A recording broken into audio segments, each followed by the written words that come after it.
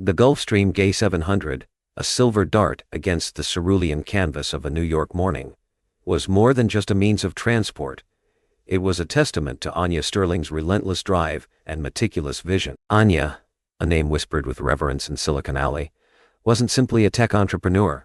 She was an architect of digital futures, a force disrupting industries with both innovation and unwavering ethical conviction. Her company, Sterling Tech, was at the forefront of AI solutions, but her ambitions extended far beyond profits and market share. The private jet, affectionately nicknamed the Phoenix, was Anya's personal sanctuary, a space where sleek modernity blended with subtle warmth. The interior, a symphony of cream leather, brushed aluminum, and sustainably sourced Brazilian walnut, reflected her ethos: luxury without ostentation, innovation rooted in responsibility. It wasn't just a place to travel, it was a mobile think tank, a canvas for inspiration, and a haven from the relentless pressures of her world. As Anya ascended the polished steps onto the plane, she ran a gloved hand along the cool metallic fuselage, a ritual of gratitude for the journey that had brought her this far. At 38, she possessed a quiet confidence that radiated from within, a composure born from years of battling biases and shattering glass ceilings. The air inside the cabin hummed with anticipation, the low thrum of advanced technology, ready to whisk her away to her next challenge, a global summit on ethical AI in Geneva. Anya wanted this journey to be more than just an everyday flight. Stepping inside, Anya was greeted by the familiar scent of bergamot and sandalwood, a custom blend that soothed her senses. She paused, taking in the panoramic vista through the oversized windows, the bustling cityscape of New York shrinking below. The sky was the limit, a phrase that felt both cliché and utterly true. Settling into her plush, ergonomically designed seat, Anya retrieved her tablet. The screen illuminated her sharp features, highlighting her piercing blue eyes and the determined set of her jaw. Instead of focusing on the summit's agenda, she opened a file marked Sterling Foundation, Q2, Proposals. It was a collection of funding requests from organizations dedicated to bridging the digital divide, empowering marginalized communities through technology, and promoting STEM education for young women. This wasn't just a tech empire for sale, but a project that was near and dear to her heart. Anya meticulously reviewed each proposal, her brow furrowing in concentration. A project aiming to bring high-speed internet access to rural Appalachian communities caught her eye. She zoomed in on the application, her fingers flying across the screen as she analyzed the projected impact and the organization's track record. The words on the page were more than data. They were stories of potential, resilience, and the unwavering human spirit, all things Anya valued deeply. This wasn't just philanthropy. It was an investment in a more equitable future. As the engines roared to life, Anya Sterling, tech mogul and humanitarian, prepared for her next ascent, fueled by ambition, purpose, and a profound sense of responsibility. Lauren Dubois moved with the precision of a seasoned ballerina, each step measured, each gesture deliberate. As lead flight attendant on the Phoenix, she was the embodiment of refined service, a living, breathing advertisement for Sterling Tech's commitment to excellence. Her uniform, a tailored navy blazer and impeccably pressed skirt, fit her like a second skin, accentuating her slender frame and reinforcing the image of poised authority. But beneath the carefully crafted facade, Lauren harbored a complex web of insecurities, a tangled legacy of feeling perpetually less than. Growing up in Queens, amidst the cacophony of sirens and the relentless hustle of city life, she yearned for a world of elegance and sophistication, a world she only glimpsed in the glossy pages of fashion magazines and the hushed tones of televised galas. Her parents, hard-working immigrants who sacrificed everything for their children, instilled in her a fierce work ethic, but they couldn't erase the sting of never quite fitting in, of feeling perpetually on the outside looking in. The less than feeling wasn't always a big deal. It was just a mix of small feelings that she had. She was very jealous about the looks and what they wore. She even believed that she was much smarter, or someone of potential, when she was a kid. The pressures to be on top was big, and it was heavy. And Lauren worked hard every day to make sure that she could be somebody that anyone could be proud of, the burden started to build up. She was really wanting to be perfect, and she knew that being perfect could earn her anything. Her life turned into a routine. She would always follow a set of actions when she took care of someone, which was very consistent and would do what the rule said, or when she had a set goal to hit. There was something about the routine that eased her pressure and let her take action with being in control. This internal struggle fueled her relentless pursuit of perfection, a quest to prove her worth through meticulous grooming, unwavering professionalism, and an almost obsessive adherence to rules and regulations. On the Phoenix, she wasn't just a flight attendant. She was the gatekeeper of order, the guardian of an exclusive realm where appearances mattered above all else. Her routine also meant she has certain biases on looks. When she served, she would want to follow the order of which they boarded the plane. She looked back to see if there was something to do, and was hoping that today wasn't a horrible day. Anya was wearing a simple outfit which made Lauren a bit confused as to why there would be someone boarding wearing such simple outfit. This small confusion made it seem like the inside of her was being rattled. There are so many possible thoughts that she could have. It was just so confusing to see a person with so much money to not wear what they could, or would. She was trying to just make things go smoothly, but she couldn't stop her thoughts. The job would come, and she wanted to provide the best she can. Arthur and Eleanor Raymond, seasoned travelers with a lifetime of memories etched into their faces, were frequent flyers on the Phoenix. Their silver hair and comfortable, well-worn attire spoke of a life well lived, a life of exploration, adventure, and quiet contentment. They weren't flashy or demanding. They were simply appreciative, kind souls who treated the crew with respect and genuine warmth. As the Raymonds boarded, Lauren greeted them with a smile that radiated genuine affection. "Mr. and Mrs. Raymond, welcome aboard. It's always a pleasure to have you with us." Her tone was sincere, devoid of the forced pleasantries she sometimes employed with more entitled passengers. She knew their preferred seating, window seats naturally for Eleanor's love of breathtaking vistas, their favorite brand of Earl Grey tea, and their shared passion for classic literature. They were, in her eyes, the epitome of graciousness and refined taste, the kind of people who made her job worthwhile. "Lauren dear, it's wonderful to see you," Eleanor replied, her voice a melodic murmur. "We always look forward to flying with you." Arthur simply nodded, his eyes twinkling with a mixture of amusement and gratitude. Lauren escorted them to their seats, engaging in light conversation about their recent trip to Italy and their upcoming visit to their grandchildren in California. A few minutes later, as the final boarding calls echoed through the terminal, Naomi Sterling stepped onto the plane. Lauren's practiced smile remained in place, but a subtle shift occurred within her, a barely perceptible tightening of her jaw, a fleeting flicker of something akin to disapproval in her eyes. Naomi's attire, while undeniably stylish, a perfectly tailored jumpsuit and understated designer sneakers, lacked the overt displays of wealth that Lauren subconsciously associated with the Phoenix's clientele. Moreover, there was a quiet confidence in Naomi's demeanor, an almost regal presence that both intrigued and unsettled Lauren. She couldn't quite place it, but something about Naomi defied easy categorization, challenging her carefully constructed worldview. "Welcome aboard," Lauren said, her voice lacking the genuine warmth she had extended to the Raymonds. The words felt perfunctory, a mere formality rather than a sincere greeting. As Naomi moved past her, Lauren couldn't shake the feeling that something was amiss, a sense that the carefully curated order of her world was about to be disrupted. Her internal alarm bells, usually dormant around the Raymonds, began to chime softly, a subtle warning that the status quo was about to be challenged. The hum of the aircraft's ventilation system filled the otherwise quiet cabin as Lauren approached Naomi, her steps measured and deliberate. She had consulted her passenger manifest, double-checked the seating chart, and found no record of anyone with Naomi's description assigned to the coveted seat in the first-class section. A seed of frustration, nurtured by her internal biases, began to sprout within her. Reaching Naomi's seat, Lauren adopted a tone that was both polite and subtly condescending. "Excuse me, ma'am," she began, her voice projecting just enough to carry over the low murmur of conversation. "I believe there may be some confusion regarding your seating assignment." Naomi, who had been engrossed in the philanthropic proposals on her tablet, looked up, her blue eyes meeting Lauren's with a gaze that was both calm and piercing. "Is there a problem?" she asked, her voice a smooth, even cadence that betrayed no hint of irritation or unease.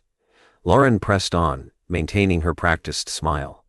"According to our records, this seat is reserved for a Sterling Tech executive. Could I see your boarding pass, please?" The request was phrased as a courtesy, but there was an underlying implication that Naomi had somehow mistakenly found herself in the wrong place. Naomi's lips curved into a faint, almost imperceptible smile. "I assure you, I'm quite certain I'm in the correct seat." She paused, her gaze unwavering. "However, I'm also quite certain it's my personal responsibility to decide who sits wherever I like." "I'm sorry, I really didn't understand. Were you on drugs? Because it's really not appropriate here. What do you have in mind? Or should I be calling the security?" Lauren raised the alarm so that everyone could hear what was happening. Naomi's statement had the desired effect. There was a collective intake of breath from the surrounding passengers, a subtle shift in their postures as they leaned in to observe the unfolding drama. Arthur Raymond lowered his newspaper slightly, his eyes twinkling with curiosity. Eleanor, ever the pragmatist, simply sighed and shook her head, muttering something about the decline of civility. Lauren, however, remained unfazed. She had dealt with difficult passengers before, and she was confident in her ability to maintain order and uphold the standards of the Phoenix. "I understand, ma'am, but I must insist on seeing your boarding pass," she replied, her voice taking on a sharper edge. "If you are indeed supposed to be in this seat, it will be a simple matter to verify. Otherwise, I will be forced to ask you to move to another location." Naomi remained calm, her expression serene. The tablet in her hand glowed. "That won't be necessary." The way the word was told to her felt like it was a different person from a different timeline. It wasn't something that she was expecting at all. It felt like a different person. She then took a sip of water and continued to look at the officer. "Because I am the owner." It was as if a pin had dropped in the cabin. It was so quiet. Everyone that could be hearing it was hearing it. She just said something that changed everything about her, and everything she was. This means that the way that she has been feeling and how she acted was completely wrong. The tone shifted. All eyes locked onto her to see what she was going to say. "I really am the owner of the plane. Does that suffice?" A beat of stunned silence followed Naomi's declaration. The passengers exchanged glances, a mixture of disbelief and intrigue swirling in their eyes. Lauren, momentarily thrown off balance, quickly regained her composure. She knew that she needed to regain control of the situation, to reassert her authority before the narrative spiraled out of her grasp. "The owner?" Lauren repeated, her voice laced with skepticism.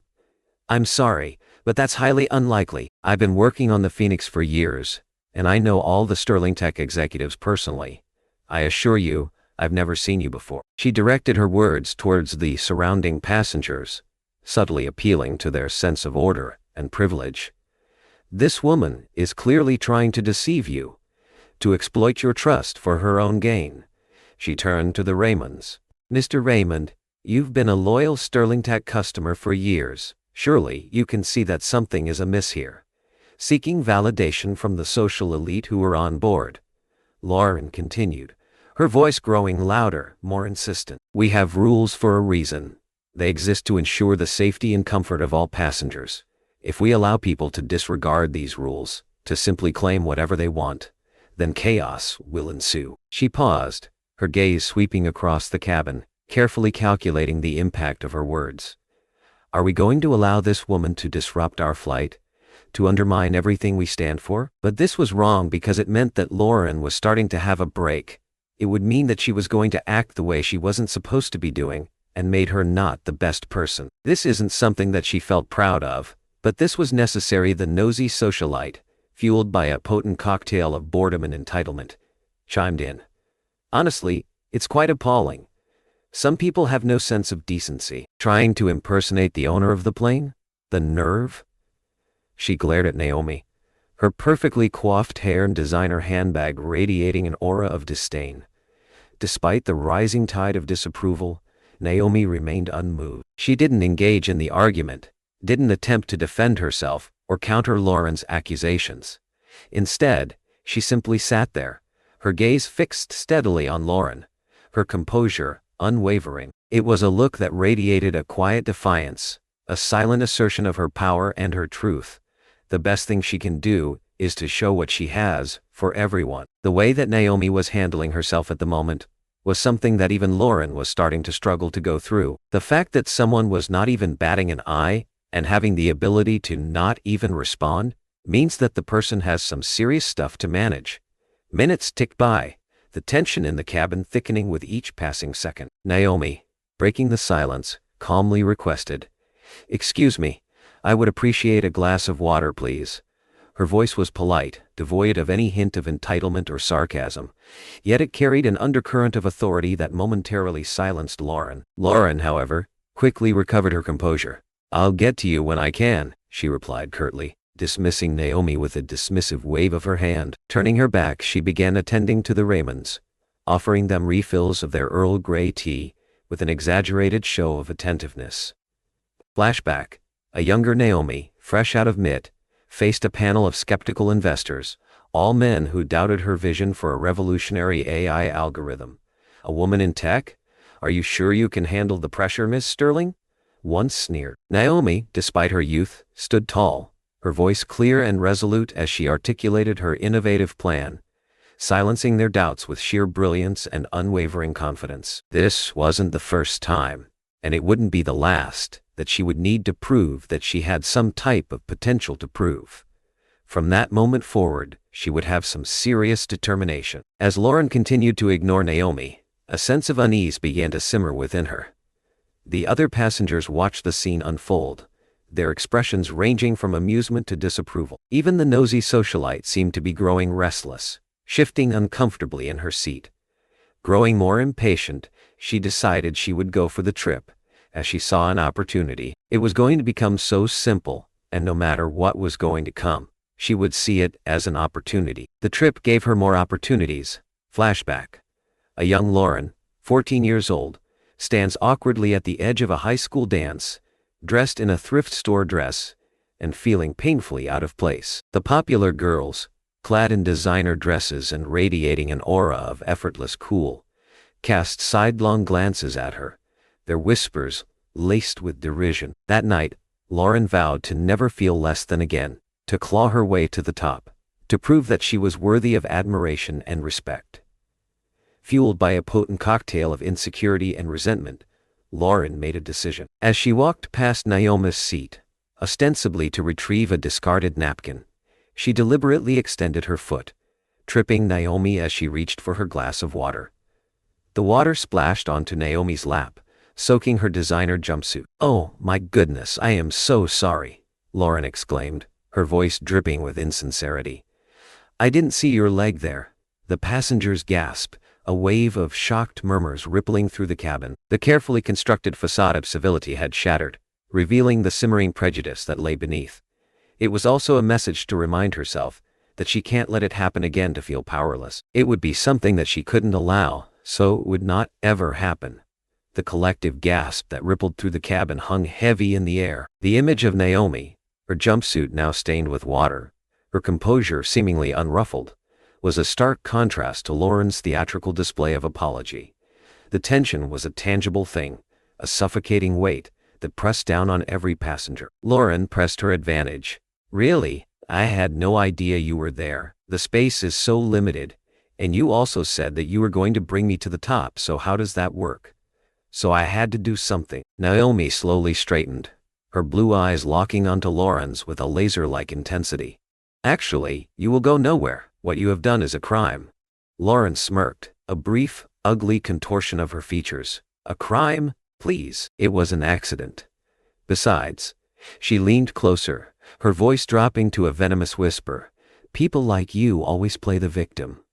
I always knew that you had zero clue on what was going on at that time." Those words, laced with venom and fueled by years of suppressed resentment, seemed to shatter something within Lauren. The years of striving, the constant pressure to prove herself, the gnawing insecurity that gnawed at her soul, it all coalesced into a blinding rage.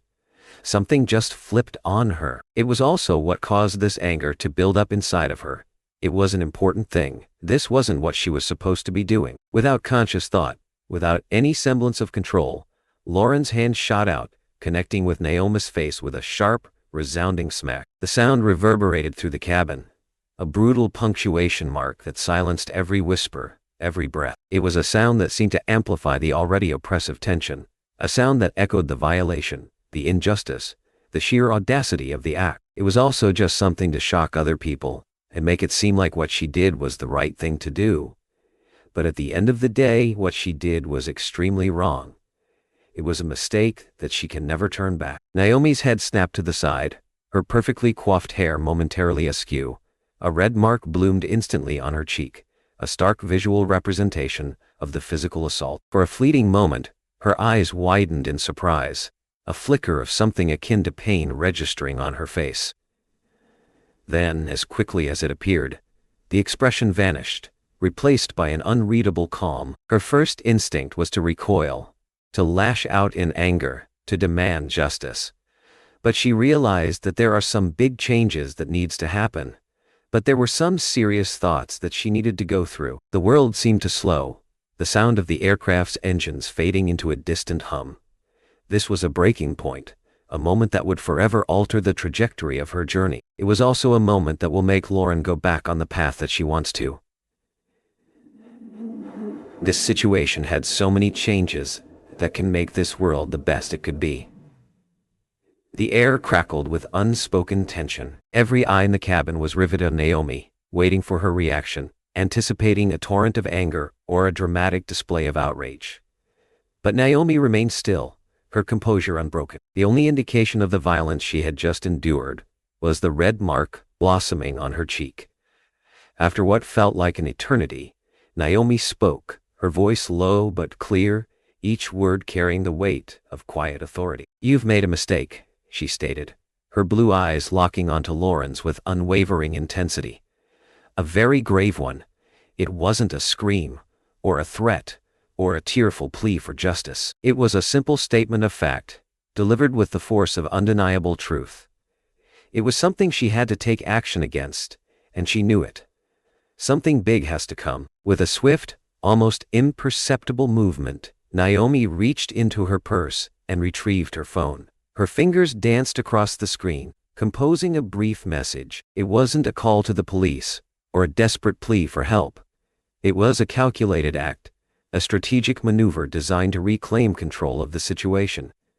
She understood then she had to get more hands-on. As she tapped send, Naomi realized that this wasn't just about her personal humiliation, or Lauren's blatant prejudice. This was about the system that allowed such behavior to flourish, the ingrained biases that permeated society and perpetuated injustice. There has to be a change. She wasn't just the owner of the airline, she was a powerful influencer, a force to be reckoned with in the tech world and beyond. She had the resources, the platform, and the responsibility to effect real change, to create a world where such blatant displays of prejudice were not tolerated. But she was going to turn it up and make people listen to what she had to say. She was finally becoming the person that she dreamed she would be at some point of her life. A slow smile curved her lips, not a smile of triumph or vindication, but a smile of understanding, of purpose. She knew that what came next would be far more impactful than any outburst of anger or demand for retribution. This was an opportunity to teach a lesson, to challenge the status quo, to inspire change on a scale she had never imagined. The silent call for help was the key that was going to set everything straight, something to rely on for this part of the journey. An unexpected announcement crackled over the intercom. "Ladies and gentlemen, this is your captain speaking. Due to unforeseen circumstances, we will be making an unscheduled landing at Teterboro Airport." A collective murmur of confusion and concern rippled through the cabin. Lauren, despite her outward bravado, felt a prickle of unease crawl up her spine. The landing was smooth, but the atmosphere was anything but. As the plane taxied to a stop, a sleek black SUV pulled up directly beside it, its tinted windows obscuring its occupants from view. A sense of anticipation, thick and heavy, filled the cabin. Moments later, the cockpit door swung open, and Captain Eva Rostova, a tall, imposing woman with a steely gaze and a no-nonsense demeanor, emerged. Her face was grim, her movements purposeful. She scanned the cabin, her eyes locking briefly with Naomi's before settling on Lauren. There was a silent message that needed to be given out to the other person to make this thing happen. "Ms. Dubois, Captain Rostova said, her voice cutting through the silence like a shard of ice. "I need to speak with you immediately." Her tone left no room for argument. Lauren, despite her carefully practiced composure, felt her knees weaken. "Captain, I assure you, there's been a misunderstanding," she stammered, her voice barely above a whisper. Captain Rostova ignored her plea, her gaze unwavering. "In fact, Ms. Dubois," she said, raising her voice to address the entire cabin, "I have just received direct communication from Sterling Tech headquarters. It has come to our attention that the owner of this airline, Ms. Anya Sterling, is currently on board." She paused for effect, her eyes settling on Naomi. "And it seems there has been an incident." A collective gasp swept through the cabin. The nosy socialite nearly choked on her Perrier, her eyes widening in disbelief. Mr. Raymond's jaw dropped, his newspaper sliding unnoticed to the floor. The people were completely surprised. Captain Rostova strode purposefully towards Naomi, extending her hand. "Miss Sterling, I apologize for the appalling behavior you have had to endure. Sterling Tech does not tolerate any form of discrimination or disrespect." Her expression was one of sincere regret and unwavering support. Turning back to the passengers, Naomi rose from her seat, her voice amplified by a subtle microphone woven into her jumpsuit. "And because I know that things like this will happen. So what I am going to is call some people to get up and state how they had things similar to this happening to them. It's so important to be that character." Her face was glowing while she said her speech. This was her first opportunity to start the change of the world. Captain Rostova turned back to Lauren, her expression hardening. "Miss Dubois, your actions today are a direct violation of Sterling Tech's code of conduct. Your behavior towards Miss Sterling and any passenger is completely unacceptable." She paused, her words hanging heavy in the air. "Therefore, effective immediately, you are terminated from your position as a flight attendant on the Phoenix." The words hung in the air like a death knell. Lauren's carefully constructed world began to crumble around her. The image she had so meticulously cultivated, the veneer of perfection and control, shattered into a million pieces. People looked like they were very annoyed. A murmur of approval rippled through the cabin. The passengers, initially hesitant to take sides, now openly voiced their disapproval of Lauren's actions. "Good riddance," the nosy socialite muttered under her breath, earning a sharp glare from Eleanor Raymond. Arthur Raymond, however, stepped forward, his expression thoughtful. "While I don't condone Ms. Dubois' behavior," he said, addressing Naomi, "I believe everyone deserves a second chance. Perhaps there is room for leniency, for understanding." Naomi considered his words, a flicker of something akin to compassion crossing her face. She recognized the genuine intent behind Arthur's sentiment, his belief in the possibility of redemption. "Kindness is a really important quality. It should never be something that will let you go to a negative situation," she said.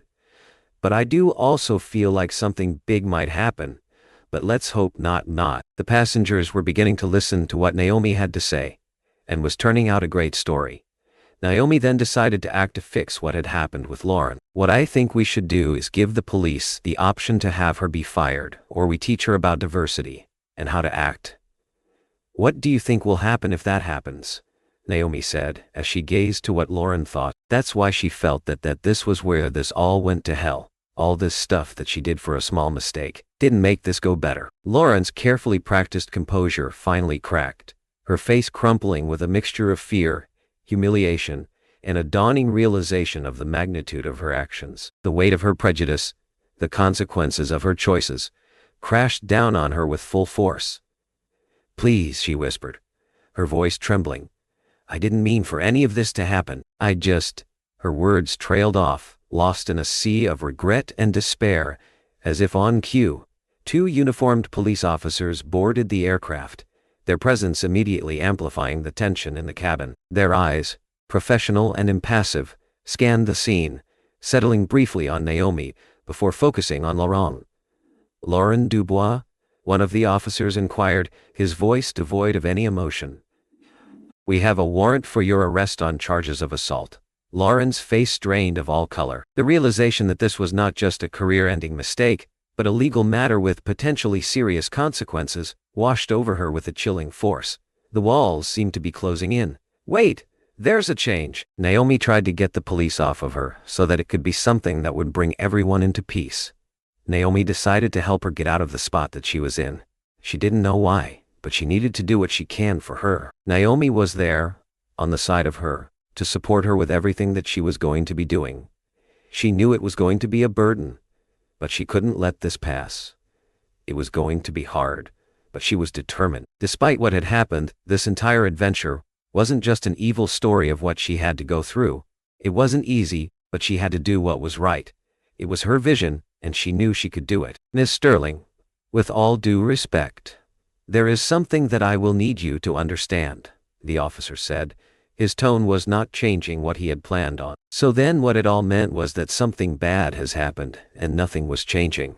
Ma'am, you're under arrest, the officer continued, his voice firm. Please place your hands behind your back. He produced a pair of handcuffs, the cold steel glinting under the cabin lights. As the officers approached, Lauren's carefully constructed facade completely crumbled.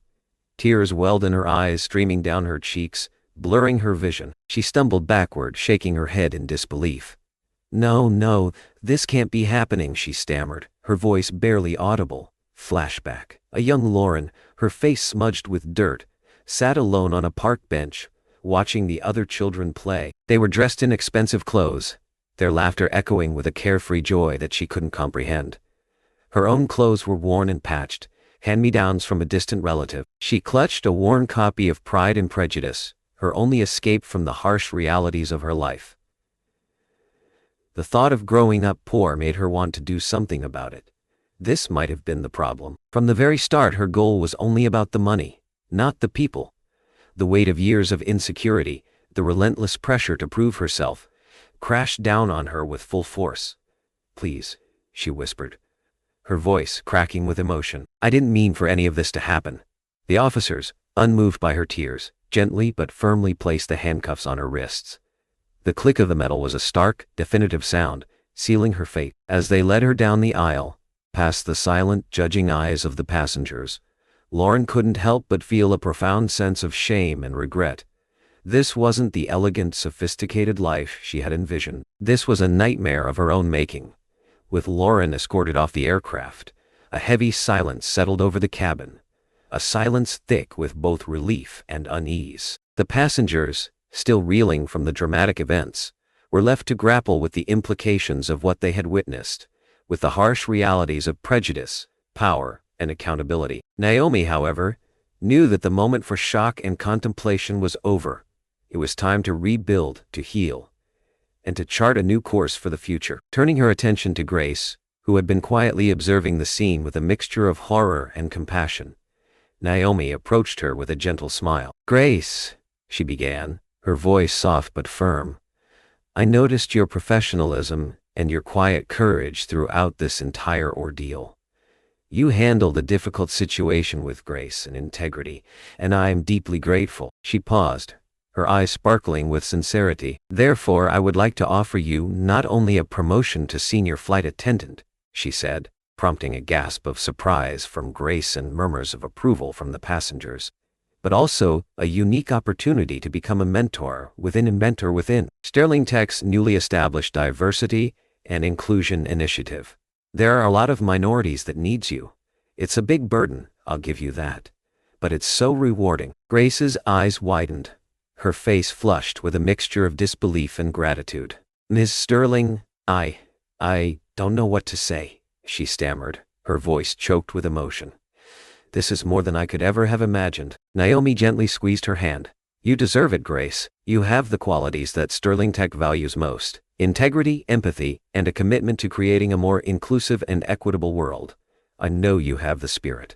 I know you have the spirit. The offer was met with spontaneous applause from the passengers, a collective expression of support for Grace and admiration for Naomi's leadership. It was a moment of genuine hope, a symbol of the transformative power of compassion, and a recognition that positive change could emerge even from the darkest of circumstances. But as Naomi looked out at the departing SUV, a question lingered in her mind. What would become of Lauren? The easy answer would be to dismiss her, to condemn her to a life of shame and regret. But Naomi knew that true justice wasn't simply about punishment. It was about rehabilitation, about giving people the opportunity to learn from their mistakes and to become better versions of themselves. Should she hire a person, or should she just not?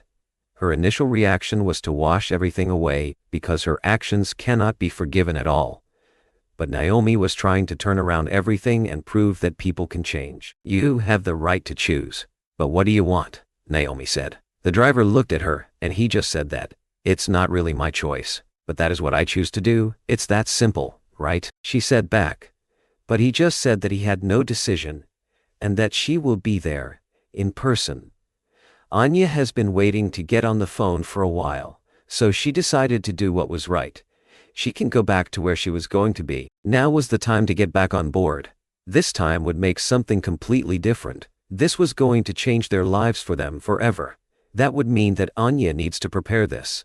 Now the entire day would mean something very different. The actions were very wrong, but it was there for a reason, and this would not mean something bad. Just something more to consider. This will start a new phase of her company because of how bad it went weeks later. Naomi Sterling stood at the gate of another Phoenix flight, this time destined for Tokyo. The memory of the incident with Lauren Dubois still lingered, a stark reminder of the insidious nature of prejudice and the constant vigilance required to combat it. But this time, there was no trepidation, no sense of unease. There was only a quiet determination to continue her mission, to use her power and influence to make the world a more equitable and just place. As she boarded the aircraft, she was greeted with genuine warmth and respect by the new flight crew. Their smiles were sincere, their attentiveness heartfelt.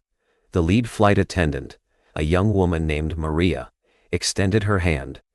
"Ms. Sterling, welcome aboard. It's an honor to have you flying with us today." The words were simple, but they conveyed a depth of respect that resonated deeply within Naomi. There was something that was going to happen, and Naomi knew it. She was ready. She wasn't someone that just would act to get stuff going. Settling into her seat, Naomi looked out the window, the bustling cityscape of Teterboro shrinking below. The events of the past few weeks had been a whirlwind, a chaotic mix of legal proceedings, media attention, and internal policy reviews. But, through it all, she had remained steadfast in her commitment to turning a moment of humiliation into an opportunity for change. It was only just a small thing, but as she looked at the plane taking off, it wasn't just a new thing. It was something great. A few days later, Naomi sat across from a renowned journalist on a nationally televised news program. The set was simple, the lighting soft and flattering, but the message she was about to deliver was anything but. This set was her new opportunity to do stuff. She wasn't that kind of person to act bad, and now that she had made an opportunity, she would go for it. "Ms. Sterling," the journalist began, her voice respectful and inquisitive, "thank you for sharing your story with us. Your recent experience on the Phoenixes has sparked a global conversation about prejudice, power, and accountability. What message do you hope to send to those who have been victims of discrimination and injustice?" Naomi paused, gathering her thoughts, her gaze steady and resolute. "I want them to know that they are not alone," she said, her voice filled with compassion. "That their voices matter, that their experiences are valid. It is important to remember that you need to have the greatest heart possible." Naomi smiled, knowing what was the right thing to do. The transformed story of Anya Sterling offers powerful life lessons. First, it underscores the importance of standing up for your principles, even when facing adversity. Anya's initial composure morphed into resolute action, reminding us that silence can be complicity.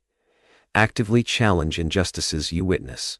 Second, it highlights the potential for growth and change, even in those who perpetuate harm. Instead of only focusing on punishment, help them to correct their behavior, but make sure to set things straight first.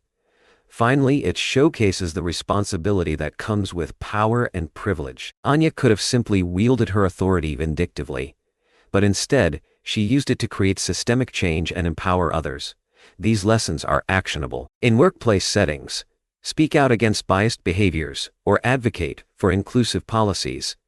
In personal relationships, challenge your own prejudices and biases, and actively listen to perspectives different from your own. When in positions of authority, make decisions that uplift and support marginalized voices. Remember, even small acts of courage and compassion can ripple outwards, creating a more just and equitable world. Use your voice, use your influence, and don't be afraid to say your opinion.